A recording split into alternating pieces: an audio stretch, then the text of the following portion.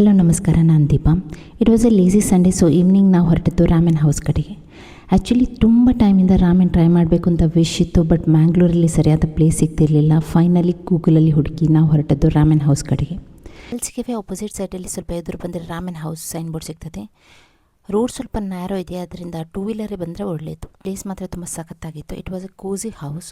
ನಾವು ಸ್ವಲ್ಪ ಬೇಗ ಬಂದಿದ್ದರಿಂದ ವೇಟ್ ಮಾಡಬೇಕಾಯಿತು. ಕಿಚನ್ ಓಪನ್ ಆಗೋದು 6:30 PM ಬಟ್ ಅವ್ರು ನಮ್ಮ ಆರ್ಡರ್ ಫಸ್ಟ್ ತೊಗೊಂಡ್ರು.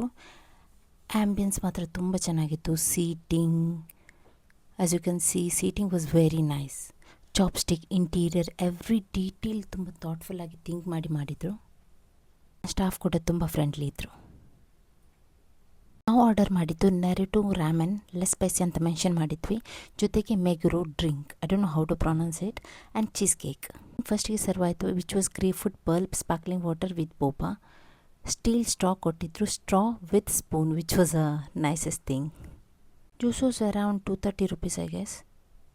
ನೆಕ್ಸ್ಟ್ ಬಂತು ನಮ್ಮ ರಾಮೆನ್.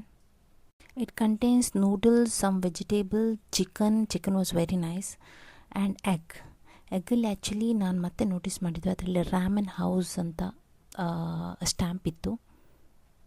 As you can see, bowl was very big and even spoon also. Ramen quantity ತುಂಬ ಇದ್ದಿದ್ದರಿಂದ ನಮಗೆ ಹೊಟ್ಟೆ ಫುಲ್ ಆಯಿತು. ಚೀಸ್ ಕೇಕ್ ತಿನ್ನಲಿಕ್ಕೆ ಆಗಲಿಲ್ಲ, ಸೊ ಪಾರ್ಸೆಲ್ ಮಾಡಲಿಕ್ಕೆ ಹೇಳಿದ್ವಿ. ನೆಕ್ಸ್ಟ್ ನಾವು ಹೊರಟದ್ದು ಮನೆ ಕಡೆಗೆ. This is a cheesecake with extra topping separate parcel ಮಾಡಿದರು. It was very nice. ಮತ್ತೆ ಸಿಗೋಣ.